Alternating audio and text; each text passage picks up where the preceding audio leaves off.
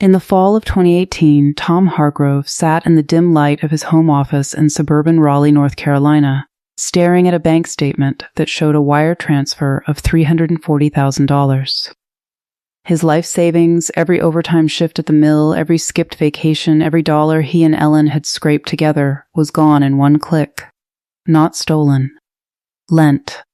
To his only son, Michael. Michael had just finished residency, obstetrics and gynecology. He wanted to open his own practice in Charlotte instead of signing on with some corporate hospital chain that would chew him up and spit him out with a 6-figure salary but zero autonomy. "Dad," he'd said over FaceTime, voice cracking a little, "this is my shot. I can build something real. But the spa loan only covers so much. I need a bridge." Tom didn't hesitate. He'd always believed a father's job was to give his kids a running start, not a free ride.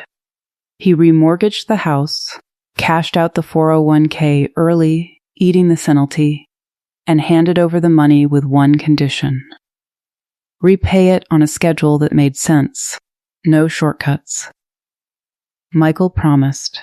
They shook on it like businessmen, though Tom's hand trembled. The first 2 years were rough. Michael's practice opened in a strip mall near Ballantyne. Ultrasound machines secondhand, waiting room chairs from Craigslist. Patients came slowly. Repayments arrived late, once 3 weeks, once 2 months. Tom never called to nag. He just paid the mortgage from his pension and waited. Then something shifted. Around year 3, the checks started arriving on the 5th of every month like clockwork. Direct deposit, no reminder needed. Michael's practice grew, word of mouth, good reviews, a reputation for listening instead of rushing patients out the door. He hired a nurse practitioner, then a second OB. He bought a house in Myers Park for his wife Sarah and their new baby girl. Tom watched from afar, proud but quiet. He didn't post about it on Facebook. He didn't brag at the VFW hall. He just kept the ledger in a shoebox under his desk, marking each payment with a neat checkmark. Then came the Tuesday in early spring 2025. The phone rang at 7:14 a.m. Tom was still in his robe, coffee brewing. "Caller ID, Michael. Hey, Dad. Hey, Bud. Everything okay?" A pause. "Yeah. Actually, I'm about to sign papers on a new ultrasound machine, high-end 4D. The kind that makes a difference in high-risk cases. It's $87,000. I can swing the financing, but another pause. Longer. I wanted to run it by you first. Not because I need the money. Just I wanted your take. Before I sign." Tom felt something catch in his throat. He set the coffee mug down carefully. "You're asking me?"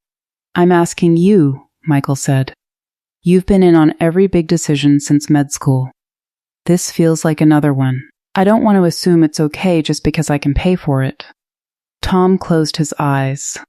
He pictured the boy who used to climb onto his lap after Little League, smelling of grass and sweat, asking if it was okay to spend his allowance on baseball cards. Somewhere along the line, that boy had grown into a man who still asked permission, not out of fear but out of respect. "Tell me about the machine," Tom said. Michael talked for 20 minutes. Specs, raw, how it would help moms in preterm labor, how it fit the practice's long-term plan. Tom listened, asked a few questions about maintenance contracts and depreciation. When Michael finished, Tom said simply, "Sounds like you've thought it through. Go for it. Thanks, Dad." Michael's voice softened. "I mean it." After they hung up, Tom sat there a long time. The house was quiet except for the hum of the refrigerator. He opened the shoebox ledger, flipped to the latest page. The balance was down to $112,000. He wouldn't live to see it zeroed out, probably. But that didn't matter anymore. The money had never been the point. Later that summer, Michael invited him to Charlotte for the practice's 5th anniversary open house. There were balloons, a catered spread, a big ribbon across the new ultrasound suite. Patients came by, some with babies in arms, thanking Michael by name. Tom stood in the back, nursing a ginger ale, watching his son work the room.